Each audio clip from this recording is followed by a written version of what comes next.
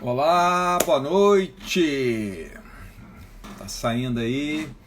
Essa hora da conexão não é um horário muito bom. Opa, doutor André. Primeiro a entrar aí, André. Ô, Dini, tanta gente bacana. Tudo bom? Boa noite. Que bom aí, ó. Janine. Aí, o pessoal entrando. Catalã, grande professor Catalã. Estava bebendo um vinho argentino de grande qualidade. Ô, Felipe, quanta gente bacana aí, ó. Muito bom aí, ó. Que às vezes a gente não consegue ver todo mundo aqui. Fred é um rapaz de família, eu acredito que ele vai entrar no horário certinho. Ele já vai entrar aqui já na. Aí, Orlando. É uma pontualidade baiana. Difícil atrasar. Não, se eu te falar, para mim você é uma das pessoas mais pontuais aí que eu conheço. E eu sempre, quando eu falo, rapaz, que você é exceção que confirma a regra. É, pô, porque eu sou baiano? É, não, mas Ah, você. Porque eu brinco, eu faço essa brincadeira, rapaz, sabe por quê? O capixaba ele tira essa onda de pontual, mas o capixaba é o sujeito, rapaz, que ele é mais. Ele gosta sempre de atrasar uns 15, 10, 15 minutinhos. Bom, Fred, grande prazerzão, cara, estar com você aqui. Você sabe que para mim aqui, pra gente, né? É muito legal a gente estar aqui nesse bate-papo aqui. Você sabe que o vinho do Porto foi especialmente escolhido para você, né? você tentou me explicar, mas você sabe Não, que é difícil dialogar com você sobre esse assunto. Então, não, tudo que você rapaz. estiver falando para mim, eu Não. acredito. Rapaz, olha só para você ter ideia. Você é um rapaz de família. Você é um rapaz de família. Um homem de família. Rapaz, rapaz, Rapaz, você é um homem de família. Não há nenhum vinho que representa tanta família quanto o vinho do Porto. Que o vinho do Porto é aquele vinho que, ao final das refeições, reúne as famílias, reúne os amigos. E aí, Fred, por isso que eu fiz essa brincadeira aqui com você e tal. Cara, eu acho que eu quis falar isso bem ao vivo aqui. Você é um sujeito, cara, que você tem um predicado muito bacana. Vou te falar aqui como seu amigo de longa data. Fiquei pensando hoje, Fred, desde quando a gente se conhece, né? eu sei. Eu também sei. Eu também sei. Eu tenho uma memória boa. E isso, rapaz, você é muito parecido com o vinho do Porto. Porque o vinho do Porto é um vinho que reúne as pessoas. É um vinho que agrega. Talvez seja o vinho. Olha, por isso que eu deixei esse vinho do Porto para você. Talvez seja o vinho mais agregador. E é um vinho que ele não é bebido a garrafa inteira. É um vinho que ele é bebido em pequenas taças. Você pode fechar a garrafa, beber depois. E é com você, cara. Você é um cara aí que agrega e você é um cara que a amizade não é uma amizade pequena, é uma amizade de grande tempo. Então, cara, eu acho que Pô, muito obrigado. Vinho do Porto aí foi o tema perfeito aí para a gente trabalhar. Eu fiz algumas conexões aqui para a gente colocar, mas não tem só conexão com o tema. Tem conexão, né? Você sabe que o pessoal está curioso aqui, eu recebi umas 30 mensagens que aumentou para saber se você vai beber vinho do Porto ou não. Aí eu falei, olha, seja um outro problema. Seja um outro problema. Eu posso fazer graça. Por exemplo, eu, peguei um negocinho aqui para fazer graça. Ah, então Para tá. fazer graça. Isso eu te falei. Não, Para fazer o cenário. não, isso eu te falar. E essa taça que você colocou aqui, ó, que você Ó, é colocou aqui, parecida, né? é uma taça estilosa de vinho do Porto. Ó, Para poder que. E você sabe qual que é o objetivo disso aqui, ó?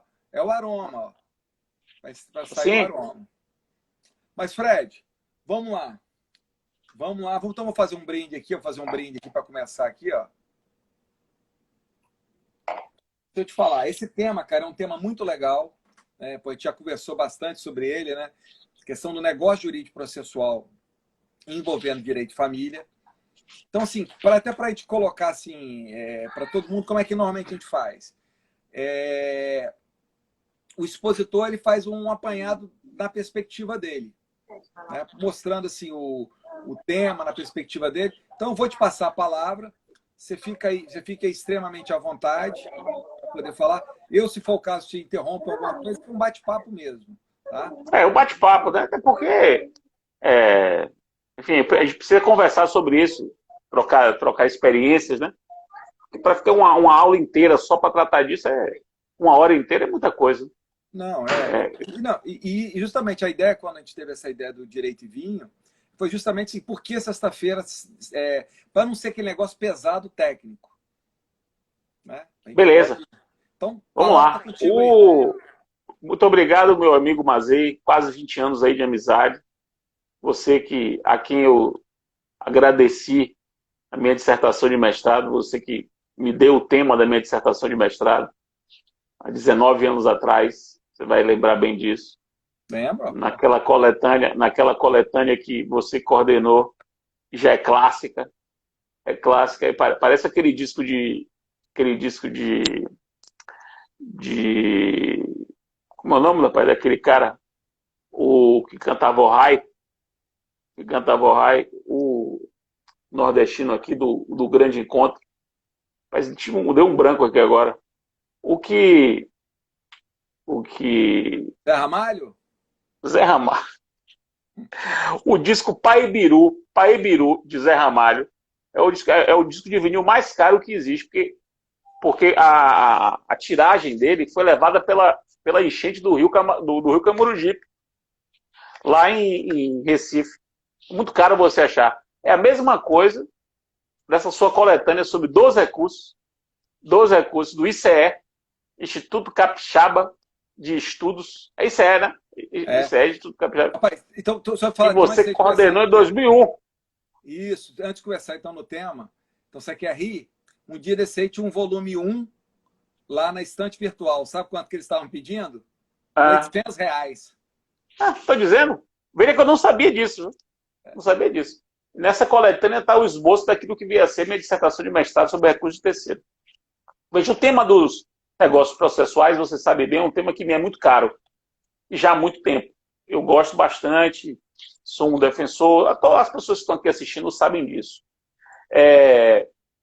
E sobre o negócio processuais em direito de família, o tema é mais curioso porque há uma incompreensão generalizada e equivocada de que os processos de família seriam processos indisponíveis ou processos com alta carga de inquisitoriedade, processos em que a margem de disponibilidade seria pequena. Isso me parece um eco do CPC de 73, versão original, que tinha remessa necessária para a sentença que anula casamento.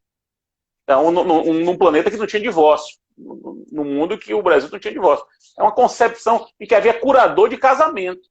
Havia um curador, um membro do Ministério Público para defender o casamento. Quer dizer, essa ideia parece que é legada para muita gente até hoje que não percebeu o que aconteceu com o direito de família. Então, eu gosto de tratar desse assunto, até já para começar assim.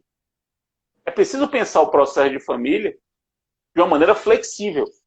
E pensar o processo de família de uma maneira flexível, porque as famílias se estruturaram de maneira flexível. A flexibilidade do direito de família é uma marca do direito de família dos últimos 30 anos. Muito diferente do direito de família que nós aprendemos. Você eu já não sei, porque você já é de uma outra geração, 15 anos mais velho do que eu. Agora que eu aprendi, porque eu fui educado a aprender, se bem que meu professor de família era até um cara avançado para a época, mas naquele momento já era uma coisa mais rígida. O direito de família se flexibilizou, o processo de família também se flexibiliza. E eu começo, meu amigo Mazei, contando 2 casos. Os 2 são casos reais. São casos reais, não são casos de laboratório. Há 3 anos eu fui procurado por uma senhora que queria se divorciar litigiosamente do marido. Tinha brigado com o marido, não sei o que, problema lá conjugais, divórcio litigioso pesado. E propusemos o divórcio, conseguimos uma liminar. A liminar conseguiu bloquear metade do que o cara tinha em investimento e em conta. Metade. A outra metade era dele, agora a metade ficou bloqueada. Aí o cara excitado, ficou chateadíssimo, né? Procurou uma advogada, a advogada me procurou, me conhecia, me procurou, para a gente fazer um acordo. Beleza, fazer um acordo. Só que ia demorar esse acordo. O acordo era um acordo que muitas peculiaridades, muitas particularidades, ia demorar uns 4 meses para a gente arrematar o acordo. Só que 4 meses com dinheiro bloqueado. Dinheiro bloqueado. Metade, né? E metade naqueles fundos de investimento que você tem o dinheiro, que você entrou, e se você tirar, você não volta. Você não volta. Aqueles fundos que já estão fechados para novas cotas, etc. E aí nós tivemos a seguinte ideia. Eu e ela. Veja, é importante deixar isso registrado. Os dois advogados, num caso de extrema litigiosidade. A litigiosidade era extrema, no máximo que você podia imaginar. Mas os advogados estavam lá. Vamos fazer o acordo. Os caras não querem se falar, mas sabem que é melhor fazer o acordo. Tivemos a seguinte ideia. Beleza? A seguinte ideia. O juiz mandou que o dinheiro bloqueado fosse para a conta do juiz. A conta lá do fórum, a conta do Banco do Brasil, do fórum, que ia render o que rende uma conta do juízo. Isso ia gerar um prejuízo muito grande, tanto para os dois. O que é que nós fizemos? Nós entramos numa petição juntos, e é importante também a galera perceber, ó, uma petição em litisconsórcio autor e réu. Autora e réu. Litisconsórcio de autor e réu, dizendo assim, seu juiz, estamos em tratativas de acordo. Deliberamos 2 coisas. Primeiro, que durante as tratativas ninguém vai postular nada. Fizemos um pacto de não petendo. Um pacto de não petendo, enquanto durar o acordo. Que é fundamental. Eu reputo pacto de não petendo o negócio processual mais comum e mais versátil, como você diz aí que o vinho do Porto é versátil. É de acordo com as instruções que você me falou. Mas é verdade. E o segundo ponto dessa petição foi o seguinte. Nós escolhemos os bancos onde estão os dinheiros, como os depositários. Fizemos uma escolha convencional do depositário, para que não houvesse transferência. Então, veja, pacto de não petendo, escolha convencional do depositário. 4 meses depois, temos um acordo. Ora, tem coisa mais singela do que esses 2 negócios processuais? Importantíssimos para dar tranquilidade na negociação. E que ninguém iria pedir nada, ninguém ia entrar com um pedido de urgência, uma tutela, não sei o quê, nada. E preservar o patrimônio financeiro nos fundos onde eles estavam, então, escolha convencional do depositário, pacto de não petendo. Um outro caso, esse caso é interessantíssimo, já falei esse caso algumas vezes, acho que você já tinha comentado, e esse caso é uma homenagem a você. Você vai se lembrar por quê. Quando nós estávamos em maio de 2015, no FPPC de Vitória, o primeiro FPPC pós-CPC aprovado, que você nos recebeu aí em Vitória. Num dia de noite, no dia da jantar, da festa, alguma coisa, você foi pegar no hotel, e a gente conversava sobre, então, o código que tinha acabado de sair, as coisas e tal. E aí falava sobre os negócios. Você também é um entusiasta dos negócios, sempre gostou, sempre apostou, nunca foi um reacionário contra isso. Na verdade, você não é reacionário em relação ao processo a nada. E, especificamente, em relação a isso, você sempre foi um entusiasta. E aí a gente fazendo, em uma daquelas rótulas ali da Praia do Canto, eu comentei com você o seguinte, rapaz, já pensou um negócio processual em família, estabelecido num pacto antinupcial, em que os dois dissessem o seguinte, se um dia a gente brigar na justiça, se um dia houver uma separação, um divórcio litigioso, fica proibido o uso de qualquer prova de fato da intimidade do casal. Nude, vídeo íntimo, carta íntima. Aí você daquele seu jeito, diminuiu a velocidade do carro e falou assim, porra, bicho, cláusula anti-baixaria? Cláusula anti-baixaria. Nunca esqueci disso. Pois bem, um ano depois, 2016, eu fui procurado por um casal com a seguinte situação.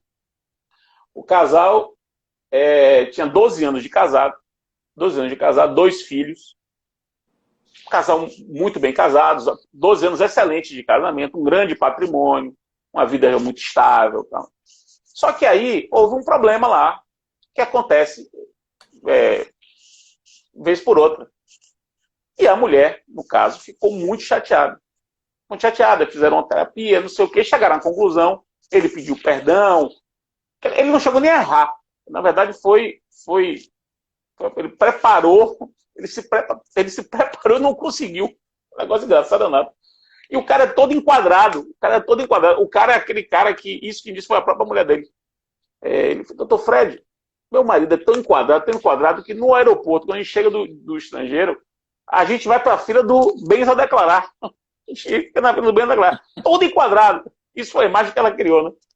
Ela me disse. Ela chegou assim, olha, a minha situação é a seguinte, a gente vai apostar no casamento. A gente não vai se separar.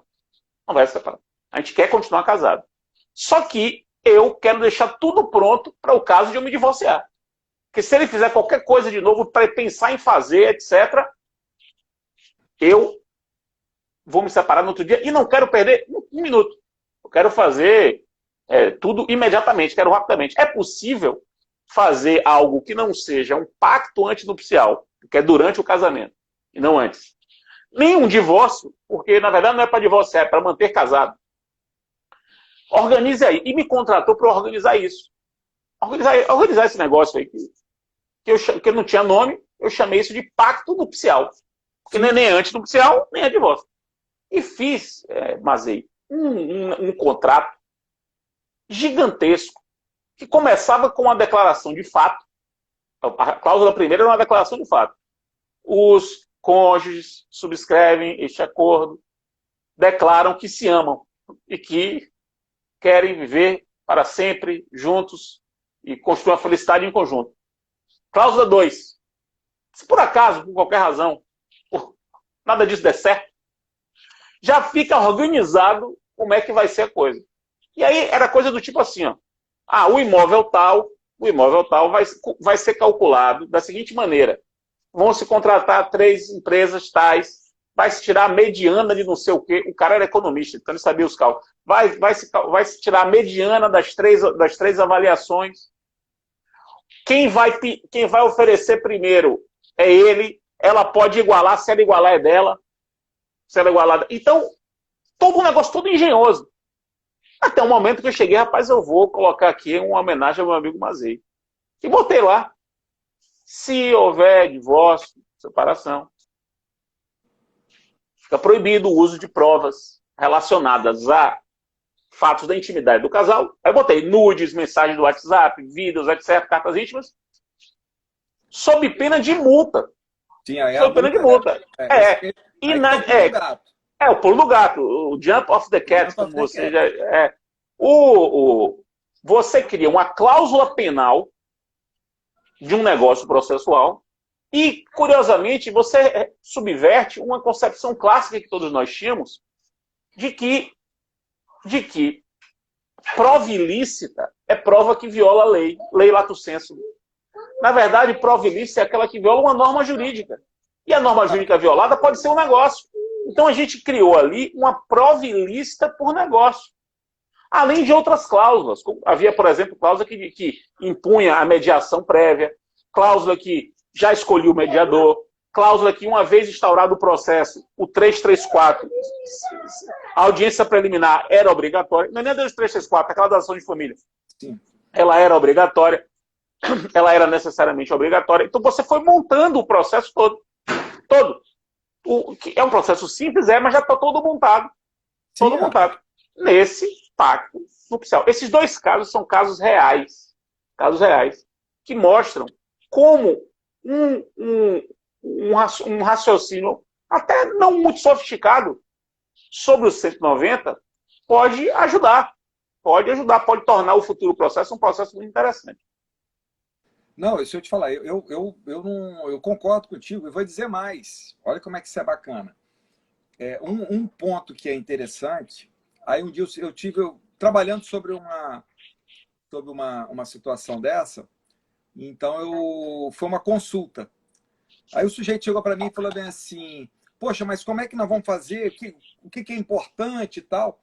Né? E o processo estava em curso, e às vezes, Fred, como é que é engraçado? O negócio jurídico processual, eu tenho dito isso muito, e isso também não é não é nada acadêmico, isso é real.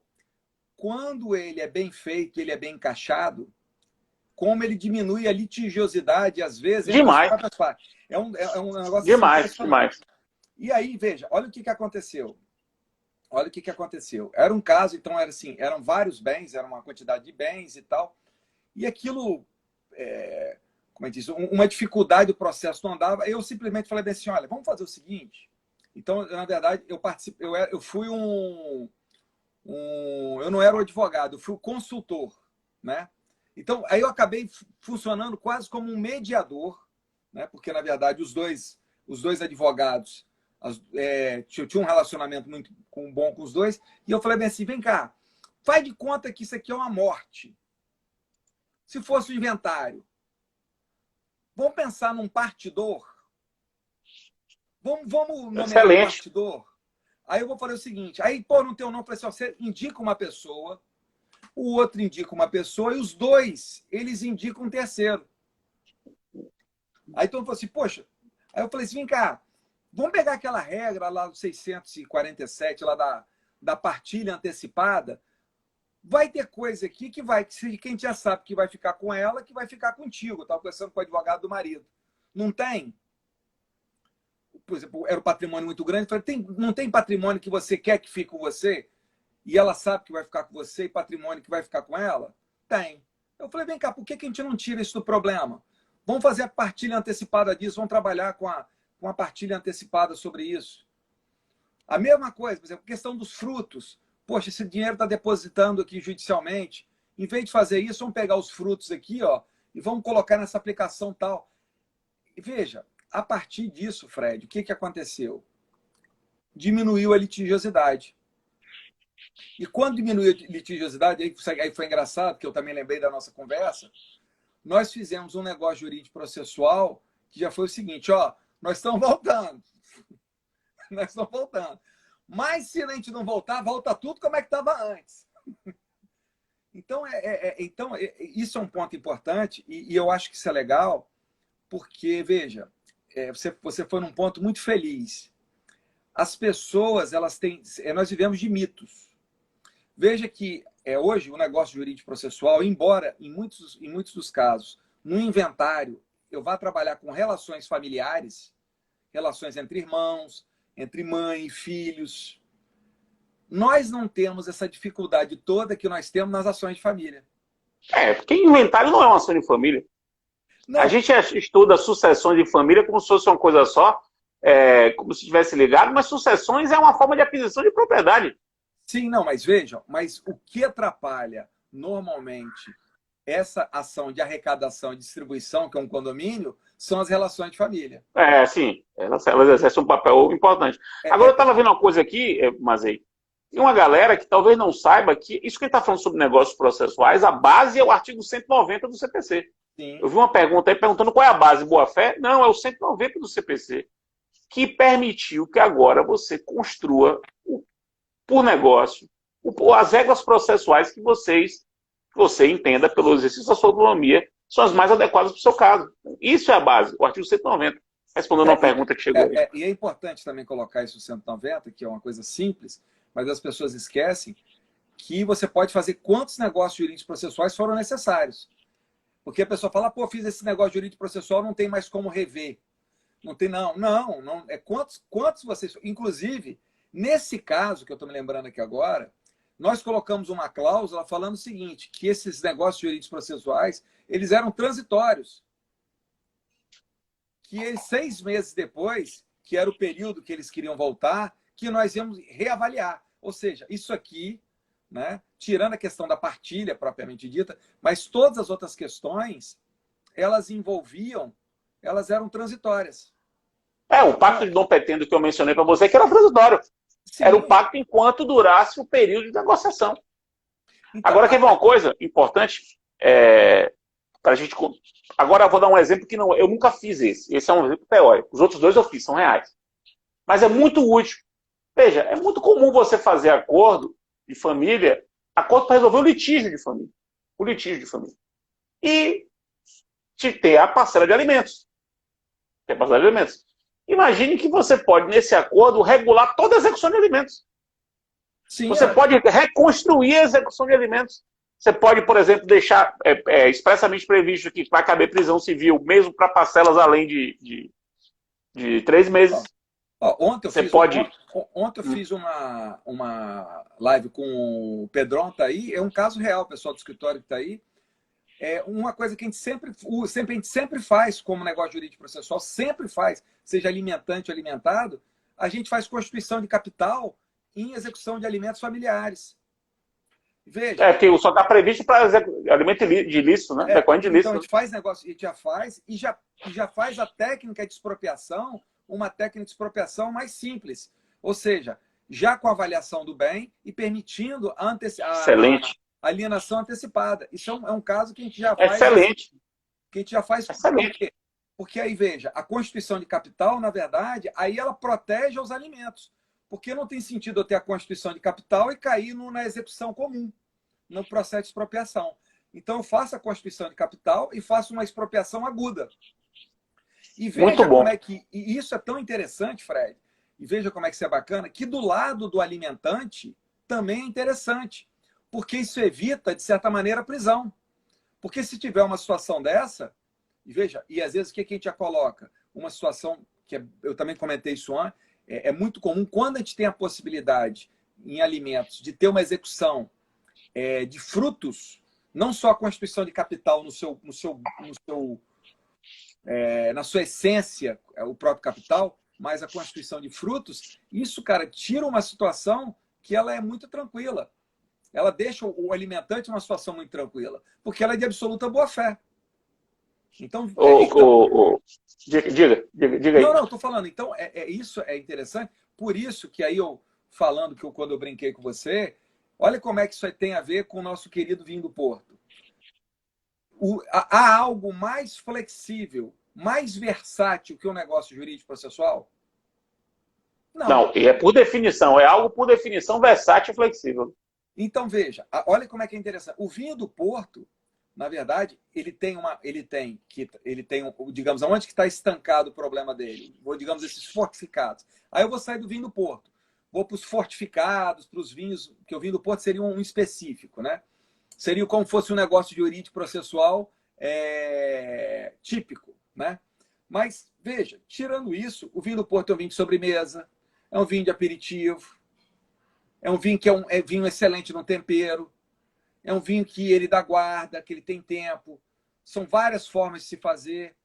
Então, eu falo, às vezes, o grande problema que eu vejo do negócio jurídico processual, que as pessoas elas têm um pouco medo de desenhar, de poder projetar aquilo que seria o ideal como processo. Ah, sim. É muita insegurança, né? De um modo geral, as pessoas são muito inseguras, né? Muito inseguras. Então, e aí ficam com medo de poder regular a própria vida, preferem transferir para outras instituições, no caso, a lei, para regular.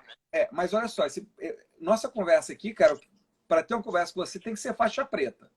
E aí agora, e a cláusula anti-baixaria, para mim, ela é top. Você acha que é possível? Vamos por partes.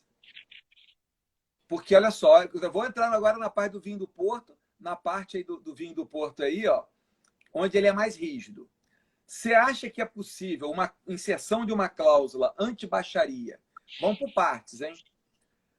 Dentro de um pacto antinupcial? Totalmente possível. Eu também sou absolutamente favorável. Eu concordo contigo. O que a gente tem que compreender? A redação que a gente tem lá do pacto antinupcial, que está lá no Código Civil, lá do 1653, se não me falha a memória, e seguintes, ela é uma redação vinculada ao Código de 16, que acabou, né? Ou seja, ela é uma... Só que a gente... E veja, lá atrás, esse é muito importante, a gente trabalhava com uma ideia, de fato, de um processo muito mais rígido e, além disso, um casamento indissolúvel. Então, aqui entre nós, vamos ser muito francos, a cláusula do negócio jurídico processual, ela vai ter mais sentido, mais campo, a partir do casamento, da relação ser solúvel. Porque se ela é indissolúvel, não vamos fazer negócio jurídico processual, um negócio meio assim, né? É muito abstrato, é muito... A Então, gente conseguiu, você vai se lembrar que a gente conseguiu, lá, logo nos primeiros fóruns FPP6, logo nos primeiros a gente conseguiu aprovar um enunciado que é exatamente, é possível inserção de negócio processual no pacto antinupcial. sim, sim, A mas gente eu se tô falando. enunciado lá. Não, mas nós vamos, não, mas vamos. Aqui Não, nós vamos. eu sei. É só para poder lembrar a galera que a gente conseguiu isso. Sim. É uma coisa que a gente já conseguiu implantar. Digamos assim, o primeiro passo, né? O primeiro passo Então, que se deu. aí olha que bacana. Agora uma outra pergunta, assim. Isso aqui que eu vou falar, aí já fica para a gente começar a ficar no naipe faixa preta. É possível hoje, está previsto na lei, inclusive o Código de Processo Civil hoje trabalha com isso, eu acho que é o 734. Eu fiz umas anotações aqui, não estou achando. O bom do direito e vinho é que tiver dúvida, esquece as anotações todas. Mas eu acho que é o 739, que vê a possibilidade, né? Ele traz o Código Civil, a ideia do Código Civil, e ele prevê a possibilidade, né? A gente tem lá na jurisdição voluntária, de alteração de regime de bens. Isso já estava no Código Civil, o Código Civil é 1639, eu acho. Parágrafo 2º, eu acho. Mas aí tem um dispositivo lá que é o 734. Confere aí, vê se é isso. Procurando aqui. Ele prevê a alteração do regime de bens. Ok? Aí uma primeira pergunta, olha que interessante. Será que esse 734 e o 1639, ele permite só a alteração do regime de bens ou a alteração do pacto antinupcial em outros aspectos? Por exemplo, e eu estou falando isso que eu já fiz isso, tá? Você tem bens que eram considerados particulares pelo pacto. Situações que não se comunicavam pelo pacto. Isso não é regime de bens. Mas você chega lá e fala, quero mudar isso. Você acha que é possível? Ou Pode. Posso, acho que sim. Agora, não vejo problema, mas isso não é negócio processual. Não, calma. É. Vou chegar lá, rapaz. Vou chegar lá. Então, veja, isso não é negócio processual, porque você está alterando o quê? Mas veja, é uma alteração do pacto antinupcial. Que a priori, a gente só admitia numa interpretação literal, por isso que eu gosto de conversar com você, você não é o cara da interpretação literal, mas numa interpretação lógica, porque lá atrás só tinha sentido, né, na raiz, na mudança, que não é mais o caso. Não é mais o caso. Você acha, então, que seria possível? Então, olha só, essa que é a pergunta, pô. A pergunta digna de Fred de é essa, pô. Você é um humorista. Você é um humorista. Não, pô. Não, mas aí não. Mas é bacana. E essa pergunta é uma pergunta, assim, eu tenho minha resposta, mas eu queria ouvir, né, a sua opinião. Nós fizemos um negócio jurídico processual num pacto. Ele está inserido lá um negócio jurídico processual dentro de um pacto. Você acha que seria possível uma ação judicial para rever esse negócio jurídico processual inserido num pacto antinupcial? Rever ou anular? Não, anular não. Anular é tranquilo. Eu quero rever. Veja. O fato superveniente, onerosidade excessiva, essas coisas? Aí, por exemplo, uma situação com o estado mais fácil. As duas partes estão de acordo que querem alterar aquele pacto antinupcial. Só que aquele pacto antinupcial é por escritura pública. Está vinculado ao casamento. Então, será que seria possível através... Essa é mais fácil. Através de uma jurisdição voluntária, utilizar aqui o 700... Mas não podia ser... Mas será que não podia pela própria... Mesmo escritura pública? Outra escritura pública? Não, mas a questão é saber se vai ter eficácia ou não. Porque o pacto, para poder ter eficácia, como escritura pública, você vai ter que registrar. É saber como é que você vai registrar isso depois. Mas se a mudança for uma mudança que não precisa ter eficácia real, que não afeta terceiro, não vejo problema. Mas o problema é que normalmente... que pode afetar terceiro. Se for só um negócio processual... Puramente processual. Porque se for para mexer o regime de bens, isso afeta terceiro. Pode afetar terceiro. Daí a necessidade de você fazer por escritura pública. Agora, se for uma cláusula meramente processual, se for só processual, eu não vejo necessidade. Porque... Então, rapaz... É mais simples, né? É mais simples, né? É só te falar. Mas aí que eu tô te falando. Aí que eu acho que é o bacana.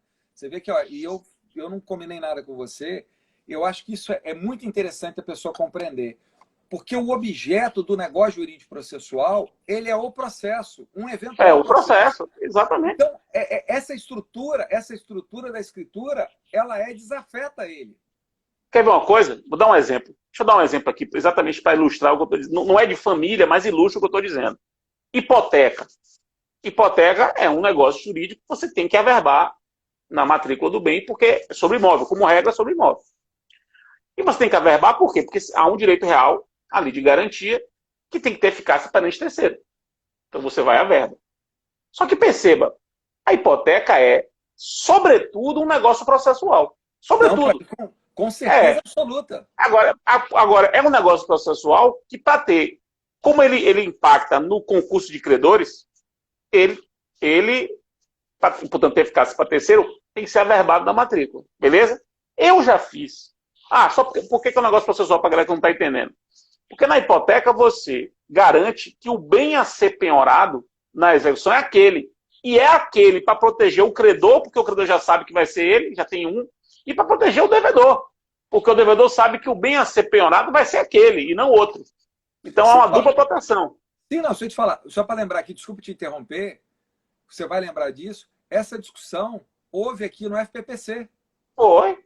Aí, muito bem visto. Deixa eu te falar, e vou também falar aqui, já que nós estamos numa conversa aberta, é uma cláusula de negócio jurídico processual que eu faço em contratos com hipoteca, quando eu sou advogado credor, que nada obstante a hipoteca, não está vedado que eu possa requerer a penhora, a constrição de ativos financeiros. Porque se não tiver essa cláusula, eu crio uma situação em que o credor, o que ele vai ser obrigado a fazer por uma situação de boa-fé? Penhorar a hipoteca. Penhorar a hipoteca. Então, desculpe te colocar isso, só para isso confirma exatamente o que você está falando. Aí, a hipoteca olha o exemplo que eu estou dando. Jurídico processual. E aí, eu já fiz um caso, eu já fiz um negócio, esse eu celebrei, em que eu usei um bem imóvel em garantia, só que as partes não tinham dinheiro para constituir uma hipoteca. Não tinham. Eles queriam a mesma coisa de uma hipoteca, ou seja, a garantia de que se pudesse executar, aquele bem seria penhorado e só aquele seria penhorado. Só que sem eficácia para terceiro. Eles queriam a hipoteca sem eficácia para terceiro. Se é a hipoteca sem eficácia para terceiro, preciso averbar na matrícula? Não. Eu fiz uma hipoteca interpartes, ou uma garantia atípica, que é um negócio processual. Isso eu já fiz. Essa lógica é a mesma lógica disso que você está falando. Se no pacto antidupicial houver uma cláusula que diz respeito só ao processo, eu não preciso da escritura pública para isso. Ali foi para a escritura pública por arrastão. Podia ter sido feito de instrumento avulso. Não, Marcelo, quem até entrou aqui, o decano lá, nosso sócio fundador lá, doutor Luciano Machado, ele lembra desse caso.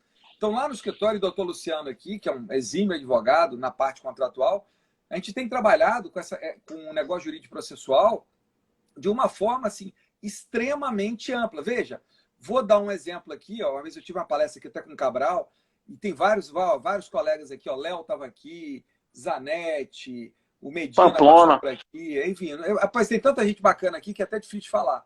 Mas você quer ver uma situação que é um caso, para mim, que é muito interessante. Um caso, um local assim que é sensacional para a gente fazer, um local bacana para a gente trabalhar com o negócio jurídico processual, dentro dessa ideia de contratos e tal, e dá para trabalhar, inclusive, para efeito de direito de família, tranquilo, na adjudicação, quando você tem aquela hipótese de salvamento do bem. Porque o código aqui, a redação lá do parágrafo 5º do 876, apesar dela falar assim, idêntico direito, né, como se estivesse equiparando o salvamento do bem, né, o salvamento do bem como se fosse uma hipótese de adjudicação exata, mas não é exata daquela do credor. Veja que se a gente pegando o código, qual o problema que a gente tem? Você não está claro como é que vai funcionar a adjudicação. Então, o que a gente tem feito nessas hipóteses? A gente já coloca o seguinte, olha, me dê o endereço aqui, do seu pai, dos seus parentes, das pessoas, dos legitimados aqui, e eles vão ser intimados para adjudicação na forma do artigo tal, através de correspondência. E essas correspondências... Mas eles subscrevem o negócio? Calma. Mas eles subscrevem o negócio? Sim, senão o que acontece? Não vale para eles. Senão não vale para eles. Vamos voltar então lá atrás? Por isso que eu tenho, qual que é a grande importância do negócio jurídico processual? Por isso que eu falei, em determinados momentos, o negócio jurídico processual, ele ter o registro, ele ter a publicidade, a relevância é a vinculação a terceiros. Se eu tomo todas as cautelas para que esses terceiros, que são os vinculados, eles já tenham ciência, eu não preciso daquela publicidade. Eu não sei, mano. Eu não sei não, viu, Maza? Porque Você aí acha que você não? tá... Eu acho que nesse caso, não. Vou dizer por quê. Deixa eu te Porque falar, mas você presta atenção, está... a esposa ela concordou, ela falou assim, olha, se esse bem aqui for para, se ele for, eu tenho direito de adjudicar. Esse direito de adjudicar aqui vai acontecer, eu vou receber uma comunicação pelo advogado com tais peças. Aí isso, ela subscreve isso? Ela Sim, aceita ser comunicada dessa forma? sim, mas É é porque isso eu perguntei se tinha dito que, se tinha dito que ele não aceitava, ou que, não, que ela não que não, aqueles não, membros da família não subscreviam o negócio? não, volte lá atrás, é isso que eu estou querendo te dizer. A eficácia terceiro, ela não está necessariamente vinculada ao estándar padrão de registro, de escrituras. Sim, isso é verdade. Isso cria um estándar padrão. Se você toma todas as cautelas de trazer, de comunicar, de dar ciência a esses fatos, àqueles que efetivamente são prejudicados, o negócio jurídico processual ele passa a ter validade, porque essas pessoas passam a aderir. Não, se eles aderirem, sim. Se eles aderirem, sim. Mas essa que é a grande lógica. Quem é sua esposa? Ah, é fulano de tal. Quem é seu pai? É fulano de tal. Quem são seus filhos? Ah, é fulano de tal. Mas você pode, por exemplo, você até poderia ter um negócio jurídico processual, então, por exemplo, diferente. Aqui, ó, no artigo, pegando por aqui, ó, quem é que tem o... Olha só, isso é interessante. Isso aqui é uma passada de... Foi digamos assim, foi uma bobeirinha aqui do legislador.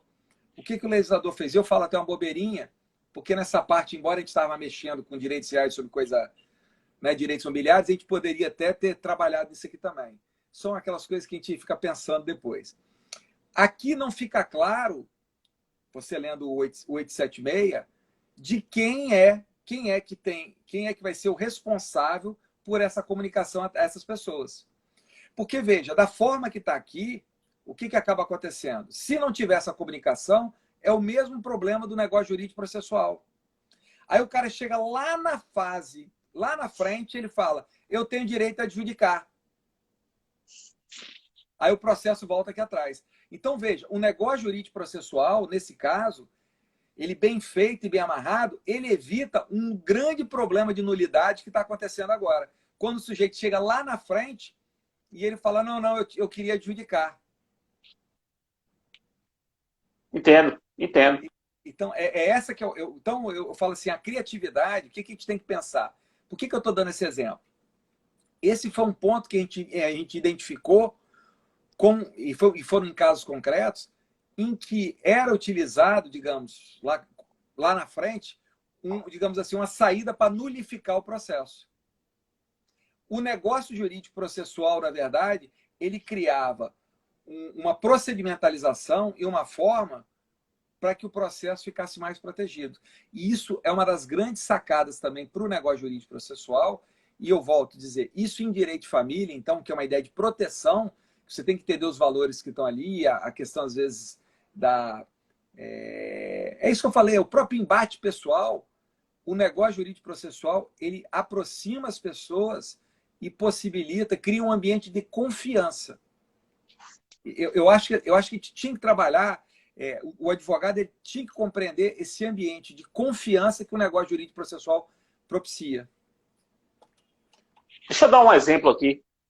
Ontem foi divulgado em vários grupos uma decisão do STJ autorizando tomada de medidas executivas atípicas numa ação de família envolvendo exame genético.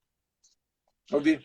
E aí eu pensei o seguinte, imagine, lá atrás, quando eu comecei a estudar processo, quando eu estudava o 461 do CPC de 73, e comecei a advogar em família, eu ficava muito intrigado com a medida de busca e apreensão de guri. Eu sempre achei a medida de busca e apreensão do guri, de criança, uma medida muito violenta, né? botar um guri debaixo do braço, um guri chorando, é uma imagem muito violenta. E é um negócio tão forte, tão arraigado na nossa cultura, que as pessoas acham que existe uma ação de busca e apreensão da criança. Quando, na verdade, a busca e apreensão é apenas um meio. Não é, é uma técnica para que você fique com a criança sob sua guarda. A criança pode chegar para seu poder de várias maneiras. A busca e apreensão é só um meio. Mas é um meio tão violento e tão arraigado, talvez arraigado exatamente por causa da violência, que é uma característica nossa, né, brasileira, histórica, de uma violência visual, que não se percebia que desde o 461, em caso de obrigação de fazer e não fazer, você podia adotar medidas atípicas. Então eu sempre defendi que se poderia buscar uma ação para efetivar a guarda, não precisa chamar de busca e apreensão, uma ação para efetivar a guarda poderia ser sob pena de multa, sob pena de escrever num cadastro de proteção de crédito, até entregar a criança, entrega a criança em 24 horas sob pena de multa. Você pode usar outras técnicas, a busca e apreensão é apenas uma delas. E onde é que eu quero chegar? Num acordo de divórcio em que você estabeleça a guarda, você já pode estabelecer ali as medidas executivas para efetivar a guarda. Sim, já organizar tudo ali. A multa diária, já deixar pré-definido, ou até mesmo dizer que não vai caber busca e apreensão, dizer que vai caber inscrição na Serasa. E a pessoa entrega meu filho, só para ele escrever na Serasa. Tudo organizado já no acordo.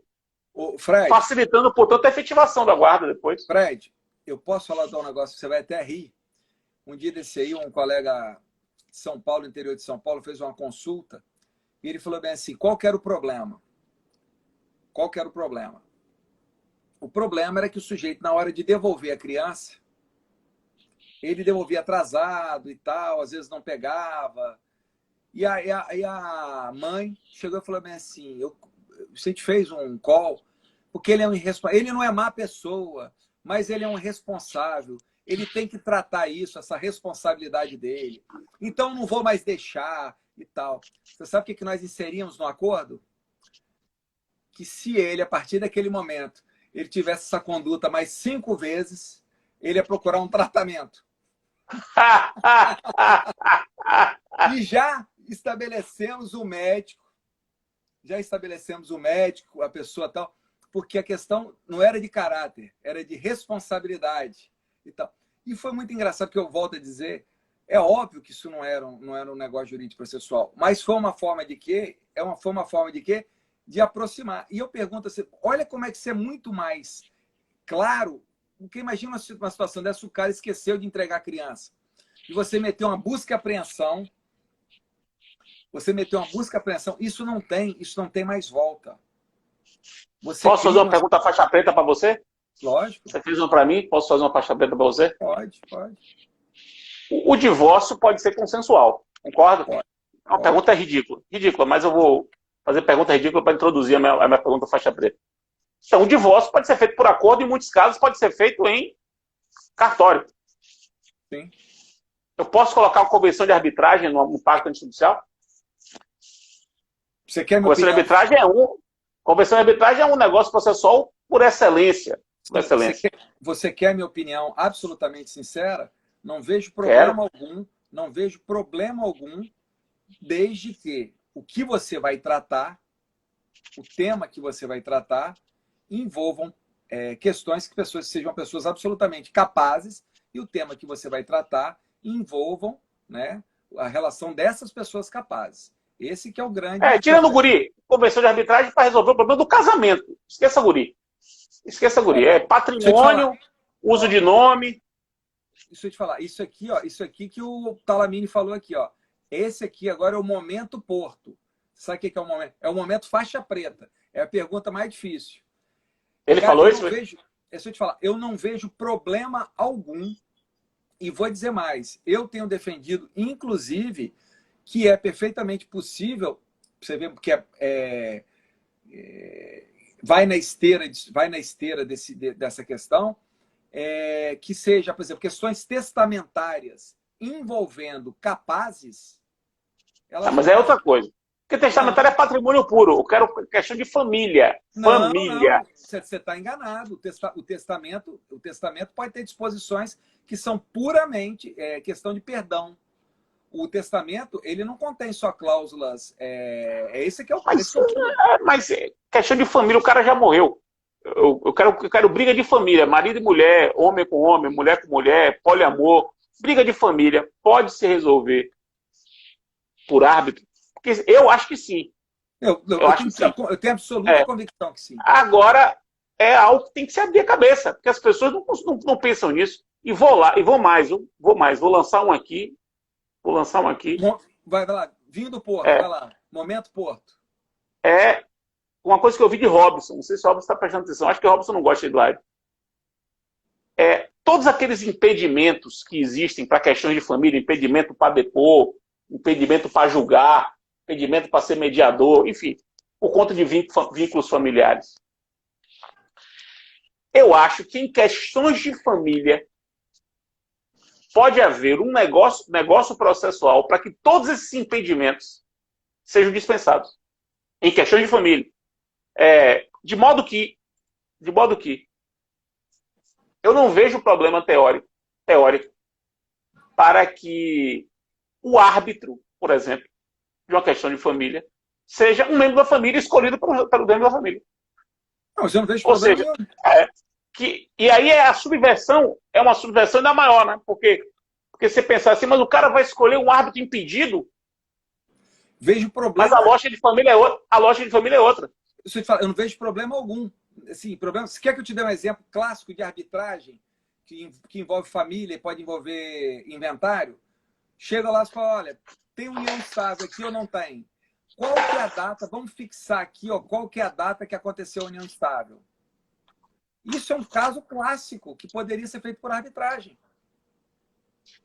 Veja, no direito empresarial, nas empresas familiares, que é uma zona cinzenta, né, do que é empresarial e do que é família, nas empresas familiares tem aquela figura do acordo de família, que é o acordo para reger a empresa que é da família, inclusive com regras de ocupação de espaço nas empresas, como é que pode ascender, como é que não pode, se tem vaga no conselho, não tem vaga no conselho.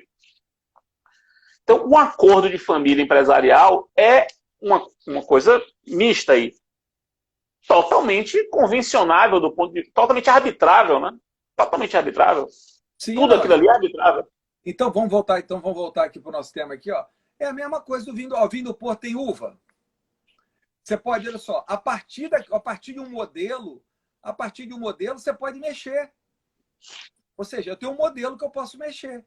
Mas é a questão da flexibilidade. Eu não posso pensar e aí, ó, viu o Talamine aqui, eu vi esse. Talamine, obrigado aí, cara. Você fez assim, excepcionais aí abordagens.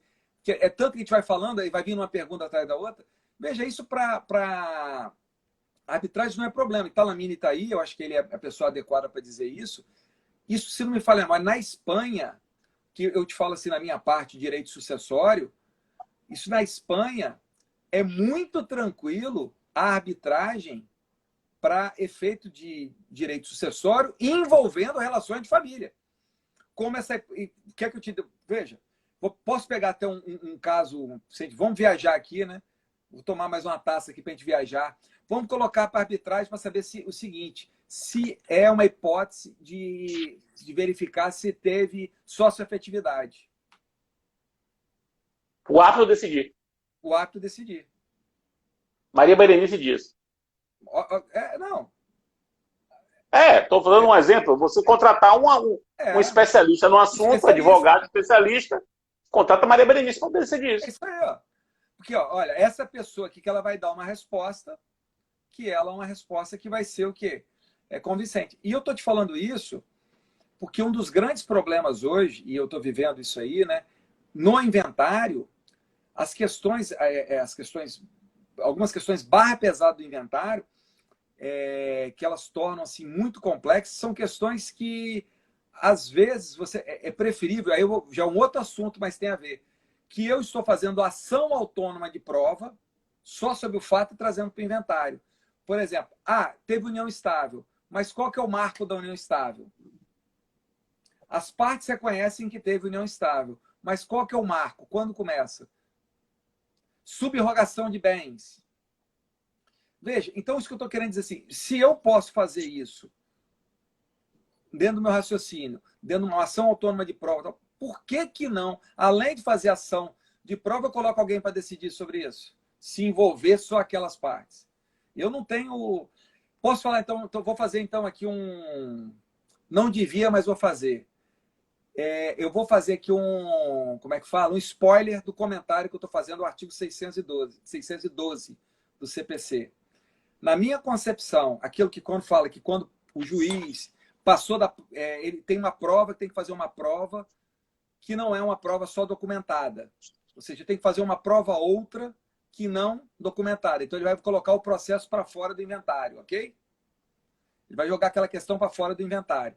E todo mundo fala no Código de 73, jogar para as vias ordinárias. Nós trouxemos isso. Você sabe o que para mim é via ordinária? Não é via ordinária, não é ação judicial. É para uma outra via. E dentro dessas outra via, o juiz pode, se houver consenso entre as partes, ele remeter aquela questão para arbitragem. Eu escrevi textualmente isso. Ou seja, porque é uma questão que ela é técnica, vai ser mais rápida. Então, o que seriam as vias ordinárias? Ou seja, é algo que o juiz sucessório não pode decidir, mas que existe uma pessoa com aptidão para decidir. E mais ainda, você pode até falar assim, excelência, o senhor tem competência. Eu vou fazer o seguinte, nós só vamos fazer a prova lá fora. E eu vou trazer a prova toda pronta e o senhor vai decidir. Isso é uma visão... Escolha consensual de perito é outro exemplo muito importante. Não. E deixa eu te falar, mas isso tudo, veja como é que é interessante. É uma flexibilização toda que eu estou passando, que eu estou sustentando, mas isso tudo, Fred, passa por negócio jurídico processual. Se a minha cabeça, se eu sou um sujeito fechado, se eu sou um sujeito que eu acho que...